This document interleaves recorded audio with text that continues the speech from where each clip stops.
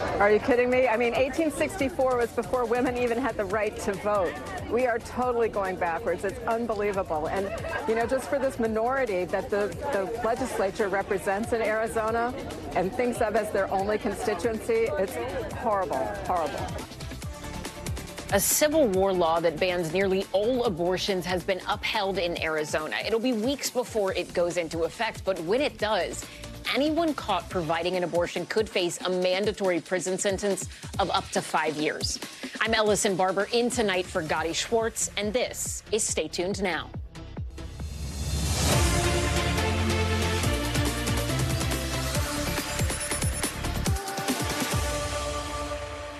Abortion clinics around the state are now at risk of shutting their doors because of a near-total abortion ban that was enacted in 1864, almost 50 years before Arizona even became a state. Although this 160-year-old law forbids the procedure, it does allow for one exception, that is to save the life of a pregnant person. But some doctors say that should not be their call to make. Today's ban criminalizes me from providing essential health care to these patients until their life is at risk. And that at risk is not something that I really get to decide myself. It should be something that a patient decides. How sick does anyone have to be to receive health care? When it comes to enforcing this law, Arizona Attorney General Chris Mays and Governor Katie Hobbs, they did not mince words. Let me be completely clear.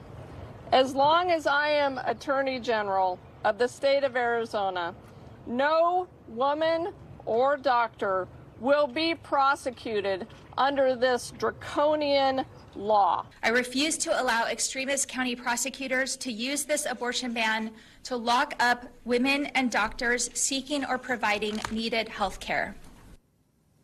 Meanwhile, the state's anti-abortion advocates are celebrating today's ruling, one organization calling it, quote, an enormous victory for unborn children and their mothers. NBC News correspondent Vaughn Hilliard has more. Ellison, once again, abortion is being litigated here in real time. This Arizona Supreme Court decision turned a lot of heads because there were two state laws that were being deliberated. There was a 2022 law that barred abortions after 15 weeks. It was signed into law by a Republican governor, passed by a Republican legislature in 2022. But then there was this 1864 territorial ban, a law that was on the books 50 years before Arizona even became a state. And the Arizona Supreme Court today said that that is the law that has precedent because the state of Arizona legislature governor never had actually repealed that law that was on the books. And this territorial ban, if you will, it bars all abortions in the state of Arizona except when a woman's life is in danger. It also has penalties for abortion providers from 2 to 5 years of imprisonment here. And so, of course, you have heard from not only Democrats, but you have also heard from Republicans express concern that this abortion restriction goes too far. You have also the reality that in 7 months from now, the November general election, and just last week, several abortion rights groups announced that they had gained more than 500,000 signatures to put a constitutional amendment on the ballot in Arizona that would grant the rights to all Arizonans for abortion rights up to 24 weeks. And so this is all coming to a head here in the state, of course, not only politically, but also for women and families who are going through these issues in real time here in the state of Arizona. Now, the governor of Arizona and the attorney general are both Democrats, and they have said that they will not prosecute women who seek abortions or those abortion providers that provide them. Yet at the same time, there are county attorneys who have in the past said that the governor should rescind those previous statements and executive orders and that they should be allowed to prosecute under the territorial ban as it exists right now. So there's a 14-day stay as an appeals court potentially hears other constitutional ground arguments of this here, but this is a major decision coming out of the Arizona Supreme Court at a time in which you are seeing a patchwork of laws around the country be formed and be put on the books. And ultimately, in a great number of these states, it could potentially come down to the voters that decide ultimately the extent to which abortion rights are granted. Ellison? Vaughn Hilliard, thank you so much. New terror threats have been linked to the extremist group ISIS, both here and abroad. In Europe, the continent's marquee soccer tournament, the Champions League, is moving forward despite violent threats ahead of matches in England, France, and Spain. 2 games played earlier today went on without any major issues. The other 2 matches are set for tomorrow. Meanwhile, U.S. officials are warning about possible threats by lone wolf terrorists motivated by the same terror organization. An intelligence bulletin issued last week warned specifically about extremists inspired by last month's deadly attack at a Moscow music hall. A group known as ISIS-K claimed responsibility for that attack. All of this as the FBI says they've arrested an 18-year-old from Idaho. He was allegedly planning to kill people at a church in his hometown in the name of ISIS. Alexander Mercurio is scheduled to make his first court appearance on Wednesday. NBC News Justice reporter Ryan Riley joins me now with more. So, Ryan, walk us through this. In terms of the case out of Idaho, how did investigators manage to foil this alleged plot, and what exactly are police saying about what the suspect was intending to do?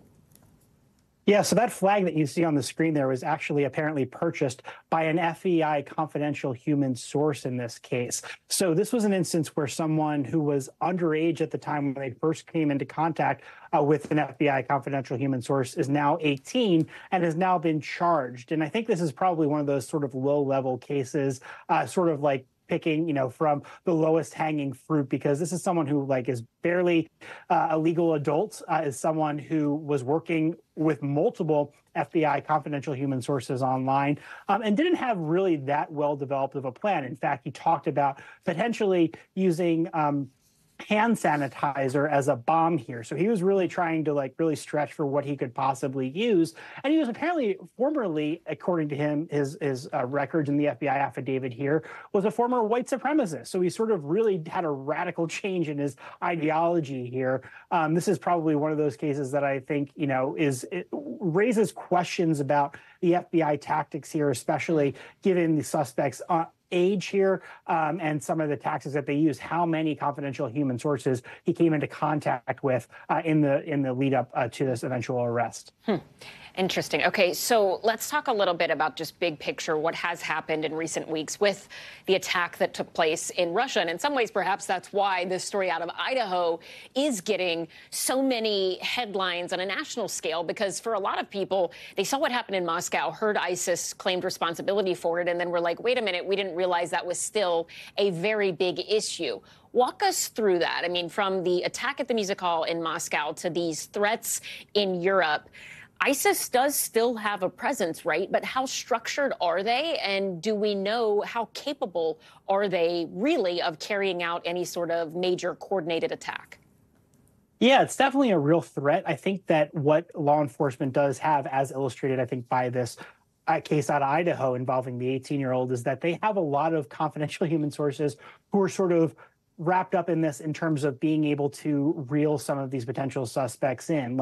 Sort of the joke in some of these ongoing cases is that you can't sort of find someone online who isn't somehow connected to the FBI because they have so many of these traps set up. And that's because underlying all of this is the fact that there is a law that applies to foreign terrorist organizations that doesn't apply to your sort of other run-of-the-mill domestic terrorism cases, right? So if someone is a supporter of ISIS, there are a bunch of laws that apply to them that don't apply to, say, someone who is a white supremacist, who is someone who, has a Confederate flag and wants to murder a bunch of people because of their race. That's not something that applies. So there's a material support charge, which makes it easier for the feds to bring charges and to set up operations like this involving designated foreign terrorist organizations such as ISIS. So that's why the feds, for the past 20 years, really, more than that, since 9/11, have been really on top of these cases. In this instance, you're talking about somebody who was born perhaps in 2005, 2006. So, it's someone who was born after 9/11 who is now being swept up into this, the sort of net the FBI has set up to go after cases of Islamic extremism in the U.S. Incredibly helpful context. Ryan Riley, thank you so much. We appreciate it.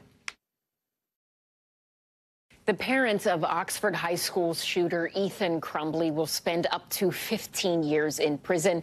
They are now the first parents ever in the U.S. to be charged and sentenced over the actions of their child in a mass school shooting.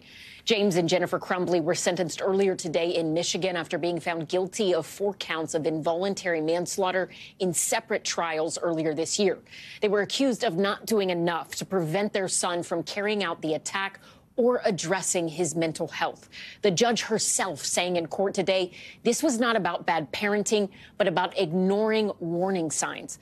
Both Crumbleys apologized before their sentencing, but also took aim at the prosecution. But please know that I am truly very sorry.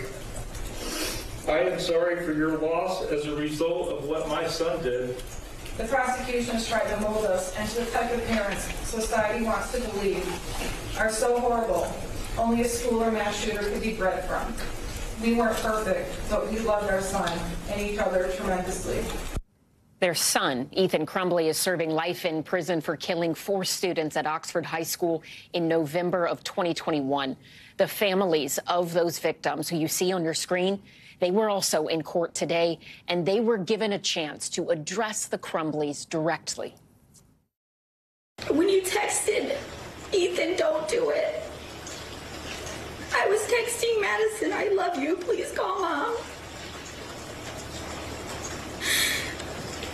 When you found out about the lives your son took that day, I was still waiting for my daughter in a parking lot. You say you wouldn't do anything different. Well, that really says on what type of parents you are.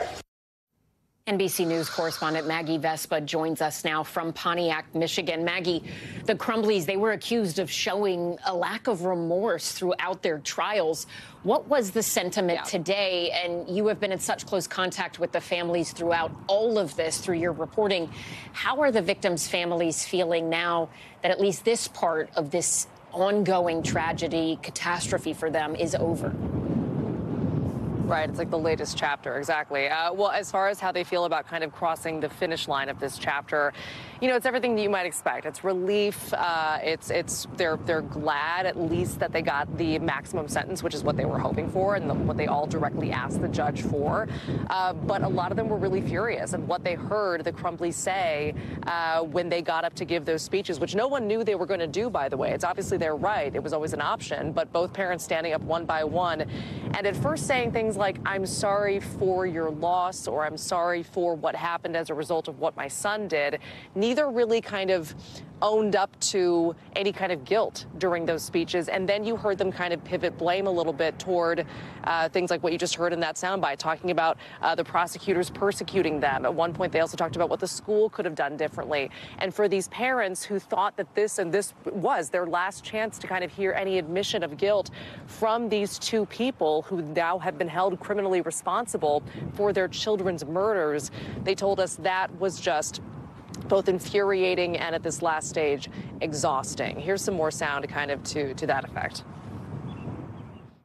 The remorse that they were showing has nothing to do with taking accountability for their actions. Ultimately, the responsibility was in their hands. They are the parents. They are the ones that control their son, and they have the power to do what needs to be done, and they didn't do that. Yeah, we're talking to the parents in the hallway just after the sentence was announced today. They just said, we'll do one final interview, and then they just kind of wanted to move on as far as today is concerned. But Ellison, as you know, we've talked about this, parents have filed lawsuits against the school. They do want to hold the school accountable, but they really today wanted to hear these 2 parents, James and Jennifer Crumbley, admit and kind of own up to their part in this, and they didn't quite feel like they got that. So a mixed bag of emotions today, for sure. Maggie, throughout all of this, there's been this long-standing legal discussion, if you will, of what would this case mean moving forward. Does it set a new precedent for school shootings writ large? Have prosecutors or any of the judges or legal folks associated with this trial specifically, have they commented at all about whether or not this sets a new precedent?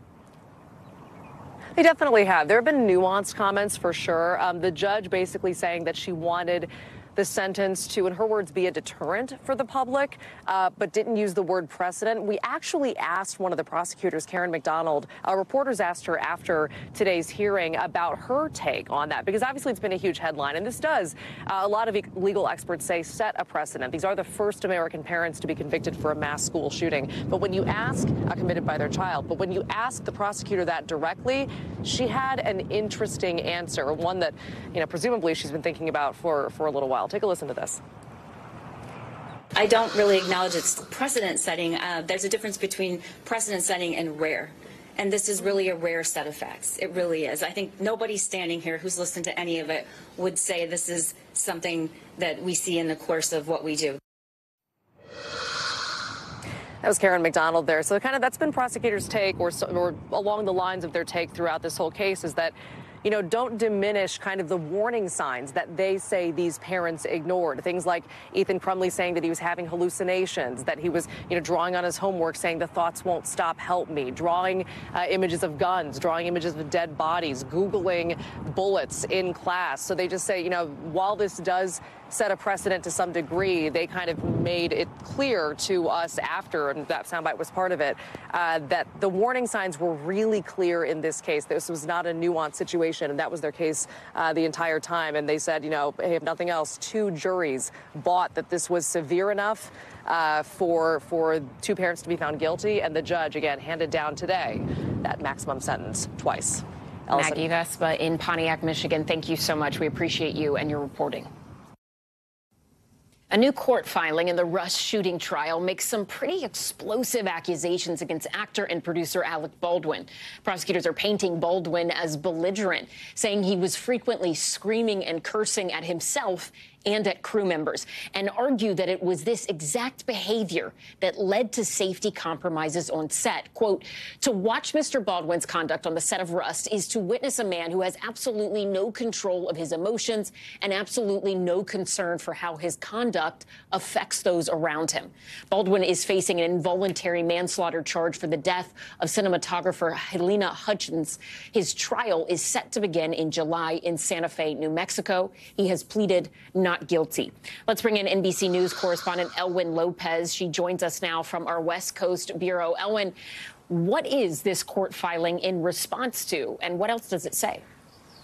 Yeah, Allison, this was in response to Baldwin's team's latest attempt to get that indictment against the actor thrown out. And they absolutely slammed Baldwin in that filing, claiming he has, quote, absolutely no control of his own emotions and absolutely no concern for how his conduct affects those around him, adding that, quote, it was this exact conduct that contributed to safety compromises on set. Now, remember that there's been a lot of back and forth between the state and the defense here. This one, just the latest, and it's been made public a week before the sentencing of the armorer Hannah Gutierrez-Reed, who was found guilty of involuntary manslaughter last month. Yeah, it's been shaping up to be one of those full of twists and turns. And again, this is something that we are keeping a close eye on. Allison.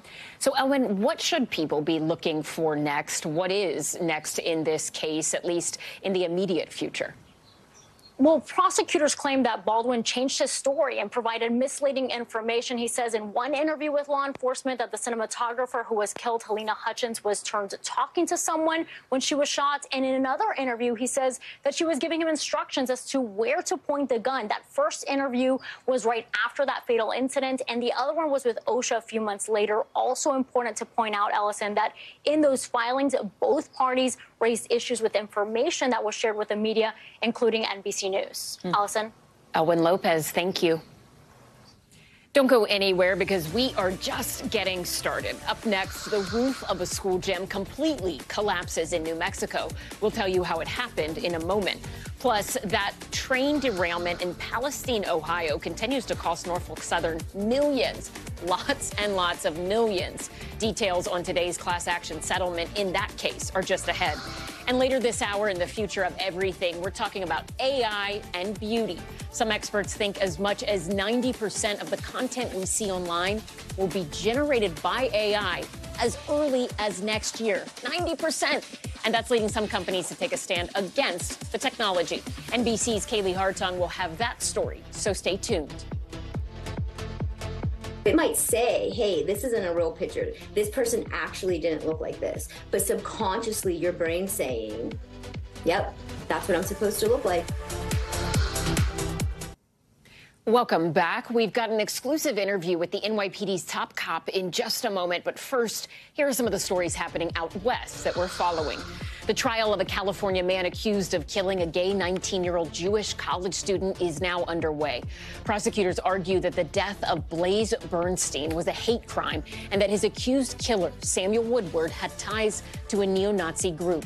The two were former high school classmates. The trial is expected to last months. In-person classes have been canceled at a New Mexico school after its new gym roof collapsed. It happened days before a planned ribbon-cutting ceremony. Officials say the building failed a frame inspection last month and found the trusses were bending. An investigation into what went wrong is now underway. And an inspection of the Tropicana Las Vegas last year found asbestos in several parts of the resort. The tiny mineral fibers will need to be removed before the casino's demolition. The Tropicana shut its doors for good last week to make way for a brand new MLB stadium. It seems like every day there's a new headline about crime in New York City. Some New Yorkers say they feel crime is up, but does the public perception actually match reality? In an exclusive interview, NBC News Now anchor Tom Yamas sat down with the city's police commissioner. Take a look. From mayhem on the subways to unprovoked attacks on women to a young police officer shot and killed in the line of duty. These headlines and viral videos paint a picture of a big city with a big problem. New York City went from clean and safe to dirty and dangerous. What happened in New York City? January 2022, New York City was up in crime over 48%, up in violence. And we looked at just making more felony arrests. And slowly, the violence began to come down. Edward Caban is in charge of the NYPD and its more than 35,000 police officers. In an exclusive interview with NBC News, he says crime is trending down in New York City, but not fast enough because of repeat offenders. We're seeing that we're locking up the same people over and over again. In his most forceful statements yet, the NYPD commissioner calling bail reform laws ineffective. We lock someone up, district attorney puts bail on them. The judges let them go to walk our streets again. It's a broken system. A system that has come into sharper focus after the killing of Detective Jonathan Diller, allegedly by two career criminals with long records. How many more police officers and how many more families need to make the ultimate sacrifice before we start protecting them? Is she right? Absolutely. You know, that's the one thing that no police commissioner wants to do during their tenure is bury one of their own. Whether it's a family of blood or a family of blue, it hurts to the core. Part of Commissioner Caban's mission now, separating perception versus reality. According to NYPD stats, overall crime is down in the city and subways, but that's not how many New Yorkers feel about their own safety. I want my legacy to be that New Yorkers felt not only that they were safe, but that they felt safe too. Because if they don't feel that way, I'm not doing my job. NBC's Tom Yamas, thanks for that. Coming up, a man in his 80s was conned out of $31,000. We will explain how the Microsoft text scam works, so it doesn't also happen to you. But first, you gotta see this. A Utah cop has gone viral for chasing a different kind of intruder. See it? It's a pig. You heard that right. A Grantsville police officer chased down a pig on the loose and wrestled it to the ground. Thankfully, the officer captured the pig, so things didn't get too hog wild in the neighborhood.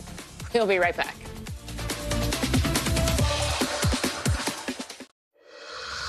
Welcome back. Here are some of the other headlines we're watching tonight. An appeals court judge has rejected Donald Trump's attempt to delay his hush money trial in New York. That case is supposed to start next week. Trump's team say the trial should be delayed so the former president can have time to challenge a gag order in the case. An assistant principal at a school where a teacher was shot by her student has been indicted. Ebony Parker is facing 8 counts of child abuse in connection to the 2023 shooting of Abigail Zwerner by her 6-year-old student. The charges were filed in March, but just unsealed today. A warrant has been issued for her arrest. A woman accused of shooting drivers on a Florida highway says God told her to do it. Police say Taylon Nichelle Celestine actually hurt 2 people when she opened fire on I-10. She had checked out of a hotel, but just before that, she apparently told workers that she was going to go on a shooting spree, she said, allegedly, in relation to the solar eclipse. She was arrested, and she is now facing attempted murder charges. An 83-year-old man has been scammed out of more than $30,000. It happened in New York and allegedly dates back to January. Detectives say the suspect sent a pop-up notification to the victim's computer and provided a number on the screen for assistance. When the man called, the scammers pretended that they were Microsoft employees and told him that he needed to withdraw money to rectify the problem. He did that multiple times. The scammers have been arrested and are now facing charges. Japan's prime minister is in the U.S. this week for a formal state visit. He will hold a summit with President Joe Biden with the goal of upgrading the 2 nations' defense alliances. It comes as China's influence in the Indo-Pacific continues to grow. And we're following breaking news in Missouri. A death row inmate who garnered a lot of support for clemency was executed just over an hour ago. Brian Dorsey pled guilty to 2 counts of first-degree murder for the killing of his cousin and her husband, Sarah and Ben Bonnie, back in 2006. He filed several appeals throughout the years against his death sentence, including all the way up to the U.S. Supreme Court. Missouri Governor Mike Parson denied his last-minute effort for clemency last night, despite letters from dozens of former and current correctional officers who called Dorsey a, quote, model inmate and asked the governor to spare his life. The governor said no. Governor Parson said in a statement that the pain Dorsey brought can never be rectified, and carrying out his death sentence will deliver justice and closure. In his final statement earlier today, Dorsey expressed his apologies over the murders and thanked those who tried to stop his execution. He wrote in part, quote, to all those on all sides of this sentence, I carry no ill will or anger, only acceptance and understanding. NBC News legal analyst Angela Sinadella joins me now with more. So, Angela, walk us through this, because one of the things that made a lot of people look at this case maybe differently or just a little closer than other controversial or high-profile death executions was the fact that so many correctional officers were saying, hey, wait, don't do this.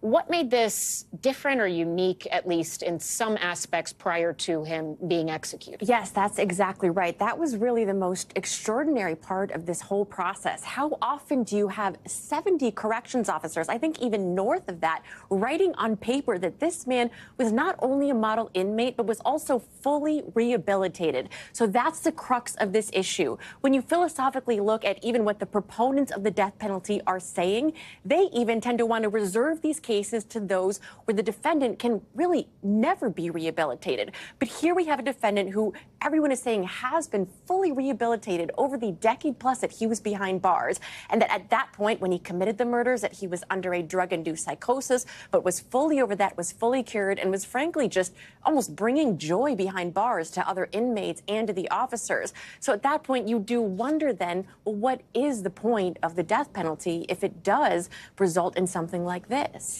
You know, looking just at the big picture of death penalty, all of the EU countries, they have abolished the death penalty. The U.S., I believe, is the only country in the Americas that still has the death penalty in the capacity that we have today. And then just looking at some stats from the Death Penalty Information Center, 70% of countries, they say, have abolished the death penalty. The majority of death penalty executions for civilians and crimes It comes from just a handful of countries: the U.S., China, Iran, Saudi Arabia, and Pakistan. When you look at what's happening in Missouri, do you think we're starting to see a shift in what has been for many, many years a highly contentious debate? But does it seem like the tide might be turning here? Yes, absolutely. And I would say that it's been happening for a while, but it's cases like this that really spotlight the opposition to it. Because again, as I said earlier, even the proponents of the death penalty in a case like this, when the defendant has seemingly been fully rehabilitated, is left with the question, well, then what is the point if it's possible a prison system could work?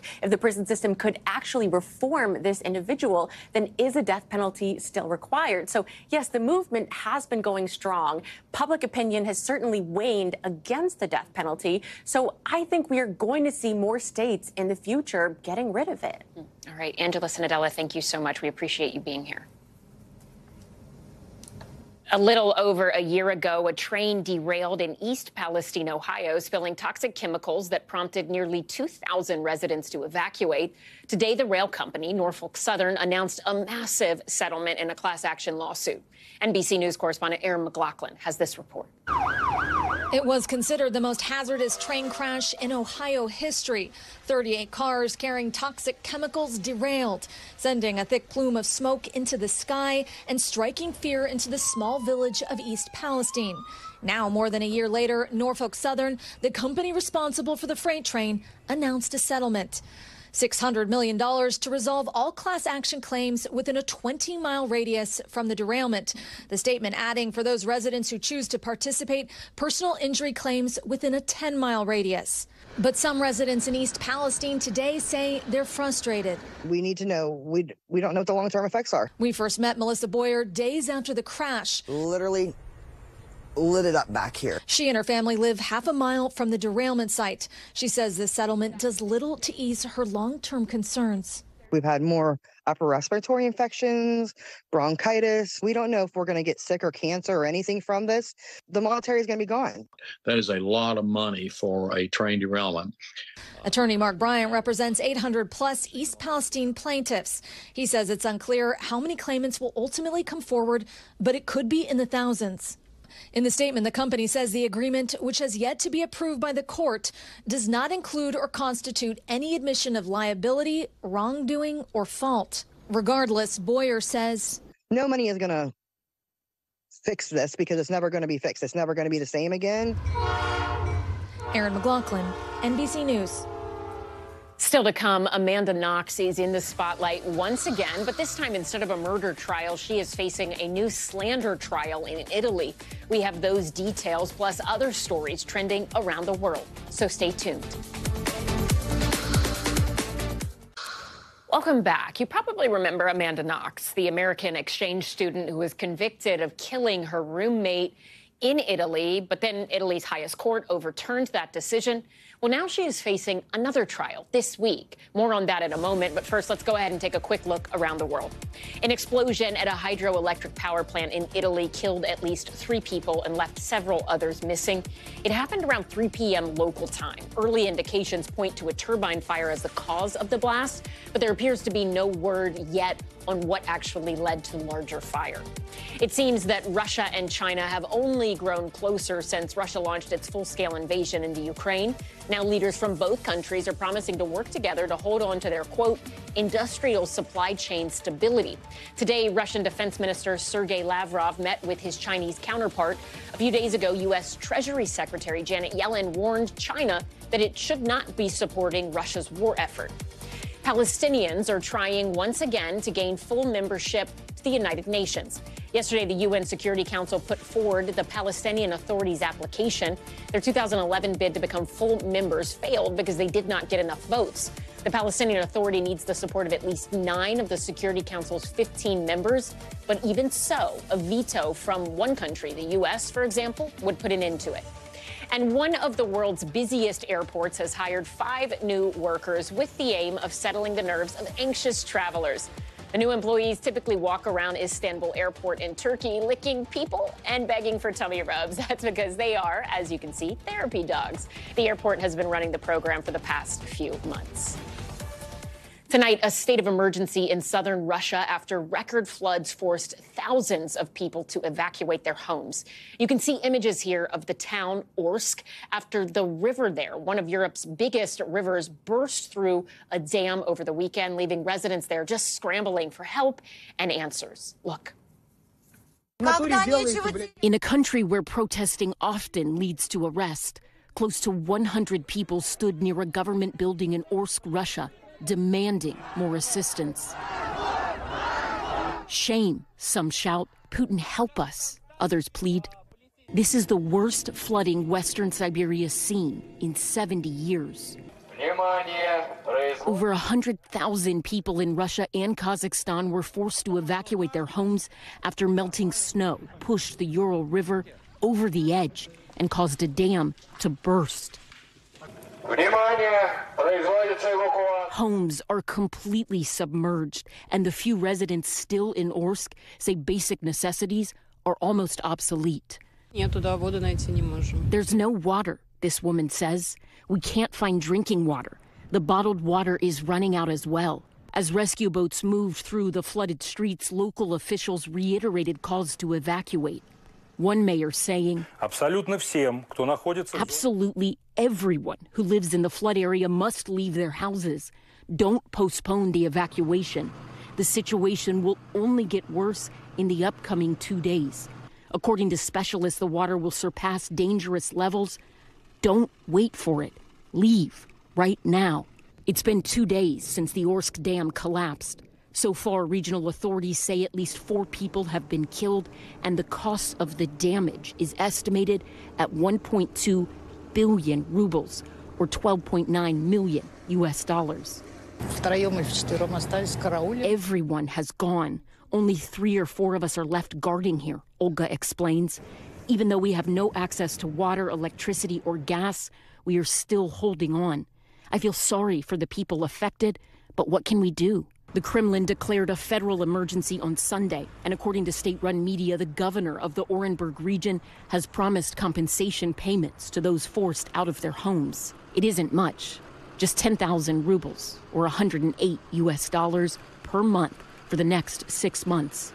For those who have lost everything, it's little comfort, and their desperation is only growing as 3 other regions are told to prepare for the possibility of even more flooding. In 2007, Amanda Knox was thrust into the global spotlight after she was accused of murdering her roommate while studying abroad in Italy.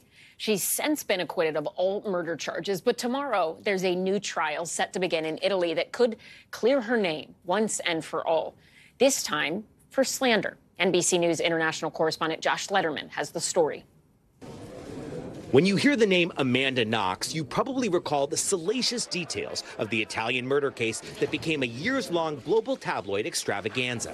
The captivating headlines about a violent sex game gone wrong with Knox's then-boyfriend and 21-year-old British roommate, her supposedly strange and lackadaisical behavior after the murder, the nickname Foxy Knoxy thrust upon her by the media that painted her as a sex-crazed, twisted seducer and swarmed over every twist and turn. For Amanda Knox, that's a problem. It's been more than 8 years since Italy's highest court overturned her murder conviction, essentially clearing her after she spent 4 years in prison. But most people don't remember that part as vividly. I'm sure people will still hold it against me because they don't want to understand what happened, and they don't want to accept that an innocent person could be gaslit and coerced into what I went through. Now Amanda Knox is facing another trial and hoping this one will clear her name for good. Amanda Knox probably realizes that even if she's completely exonerated by all Italian courts, public perception of her, among many, will still be that she is a killer who got away. The focus of this trial, slander. During the murder investigation, Knox had pointed the finger in a written statement at a Congolese bar owner who was jailed for 2 weeks but ultimately cleared. Prosecutors say that was slander.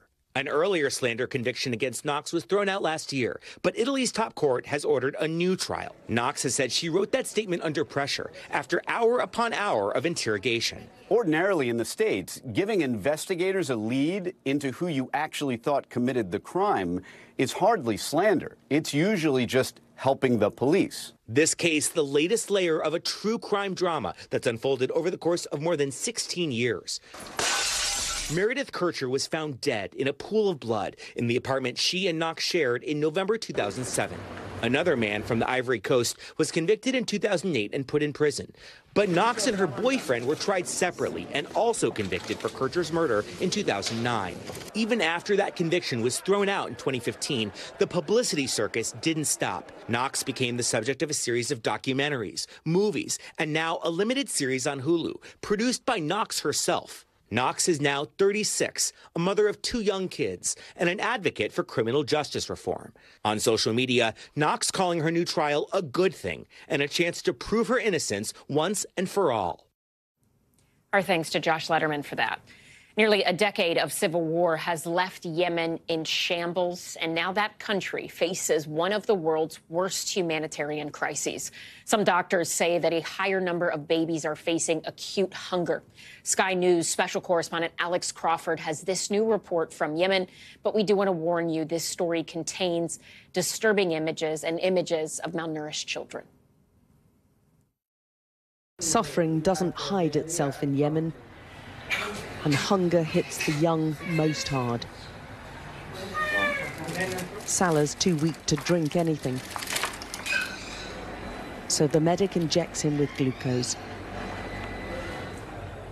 It's enough to revive him a little and gives him just enough energy to protest at the pain.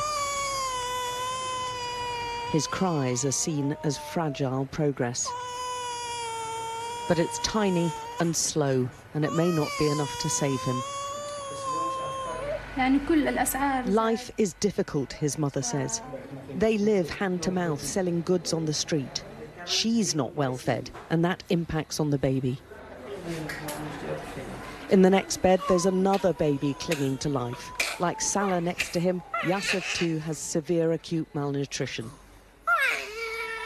In Yemen, the harsh reality is most babies, most people will go to sleep hungry each night. The 2 babies have been born in a country at war. That cut their survival odds. But it's the spillover from the Gaza war, which many here believe has slashed those odds even further. Costs have gone up and salaries down, the doctor says. The hardline Houthi militants who control the north of Yemen have seen a surge in popularity since they dragged the country into the Gaza war. Demonstrations in support of the Palestinians have brought hundreds of thousands onto the streets in Yemen. And this seems to be the reason. The Houthi attacks on cargo ships in the Red Sea and the Gulf of Aden, which they say are in protest at the Israeli bombing of Gaza. Let's start, no problem. We spoke to one of those in the Houthi leadership inner circle and found them in no mood to compromise. We try, to stop the American and British weapons to go to Israel because it's an occupying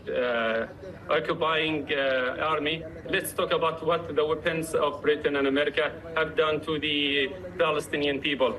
Let's ask, why do you insist to send weapons to Israeli? We feel that it's a kind of an honor to help our brothers in Palestine. If they stop their aggression in Palestine, in Gaza, we will stop. Their disruption to maritime trade has meant imports are more expensive, and Yemenis who are almost entirely reliant on aid have seen food prices soar. Now that crucial aid could dwindle further after America designated the Houthis a terrorist outfit because of their attacks on shipping routes. Certainly on the ground, this British charity told us life has got a lot harder for those who are already suffering. What the situation before was has now been exacerbated even more. Even more people are food insecure, even more people are water insecure. And it's going to take more than, international INGOs to kind of plug the gaps of what's happening here. 9 years of civil war has already devastated Yemen and left millions living in miserable conditions for which there seems no end. The people are all suffering, this man tells us. They live from day to day, some begging, selling scrap or borrowing money. But it's very difficult. The level of poverty here is absolutely extreme. There's just shacks and bits of material, corrugated iron and wood just stacked up everywhere to make homes for these people. Their lives are extraordinarily hard, and yet they're saying now it's even harder. Almost half of Yemen's population has no access to clean water, and the spiralling conditions here since the Gaza bombings has led to more disease. Emergency tents have been erected in Aden to cope with a fresh outbreak of cholera. The patients have been coming in from all across Yemen, and that is worrying. And with the Muslim celebration of Eid at the end of Ramadan, the danger is it'll spread fast. The lack of money throughout the country and the deteriorating infrastructure means Yemen is at its least able to cope right now. We have divided country first. We have these problems, inflation, we have war, we have another external war, not in Yemen only, but outside Yemen. All this effect on our life, and at the same time in our health, the health of the population. And that's hit babies like Salah especially hard. Every day of his 5 months has been spent trying to survive the legacy of Yemen's war. He may not have the strength in him to fight the effects of another. Alex Crawford, Sky News, Yemen. And we will be right back.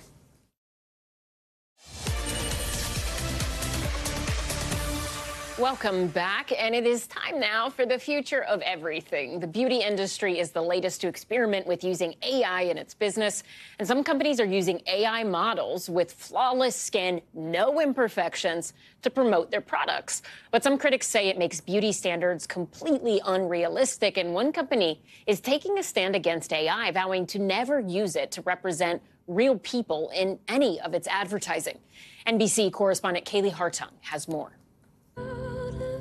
As part of their Keep Beauty Real campaign, personal care brand Dove has released this 2-minute video. It features images of AI-generated women that pop up online when you search terms like perfect skin and the most beautiful woman in the world. They then compare those to images generated under Dove's beauty standards, as well as the faces of real women. It's part of the company's pledge to never use AI to create or distort images of women, a pledge they hope other companies will also consider signing on to. A global beauty study by Dove found that 9 out of 10 women and girls say they've been exposed to harmful beauty content online, and 1 in 3 say they feel pressure to alter their appearance because of what they see online, even when they know it's fake. AI-generated images in the beauty space is a growing concern, especially for parents. I'm disgusted, horrified. Naveen Radwan says she believes altered images of women on social media contributed to her teenage daughter's anorexia. What are they going to do to themselves when they try to attain a level of perfection that doesn't even exist? Earlier this year, more than 12,000 parents signed an online petition urging TikTok to more clearly label AI-generated influencers over concerns that showing things like flawless skin and perfect bodies creates extreme and utterly unattainable beauty standards for children. Clothing brand Levi Strauss reversed course after facing major backlash over an announcement it planned to experiment with AI-generated body-inclusive avatars like this image on their app and website. Coca-Cola-owned sports drink Body Armor poked fun at AI content in a recent Super Bowl ad. Major fashion brands like Revolve are using AI-generated models on some billboards. Ad agencies say this trend is growing, mostly because it saves brands big bucks. But some wonder at what cost. Kaylee Hartung, NBC News. This year's NCAA tournament shattered betting records with both men and women's games seeing a surge in wagers. CNBC's Contessa Brewer takes a look at the numbers and explains what this means for the future of sports betting. Hey, Contessa. Ellison, we saw record-breaking betting on the NCAA tourney. FanDuel tells us the men's championship game saw a 52% increase in the number of bets over last year and a 42% jump in the handle, or that's the amount wagered. DraftKings tells me that last night's game was the most bet on college basketball game of all time. And Caesars says it saw the most single game parlays on a college basketball game. That's the kind of bet where you stack your bets in a row. Get this, Barstool founder Dave Portnoy made a $600,000 bet on UConn March 20th with DraftKings for a win of $2.76 million. He says his biggest ever. Good for him, bad for DraftKings. In fact, Caesars points out the whole tournament was really for customers, with favorites covering the spread 61% of the time. At CNBC, we'll be watching to see whether that shows up in the company's earnings reports. The sportsbooks themselves, though, hit the jackpot with women's college basketball. South Carolina's undefeated season, Iowa's Caitlin Clark, both provided the narrative that fueled the biggest single women's betting event of all time for FanDuel and BetMGM. Caesars says it doubled the previous record for handle and says, look, imagine what would have happened if that game had been shown in prime time instead of that slot in the afternoon. Even so, where the wagers are concerned, the game far outperformed even NBA games Sunday. Growth of women's sports could mean big business for the sportsbooks because right now, about only a quarter of their customers, give or take, are women. Ellison? Contessa Brewer, thank you. And thank you for watching. That does it for us tonight. I'm Ellison Barber. We will see you tomorrow. But until then, stay tuned now.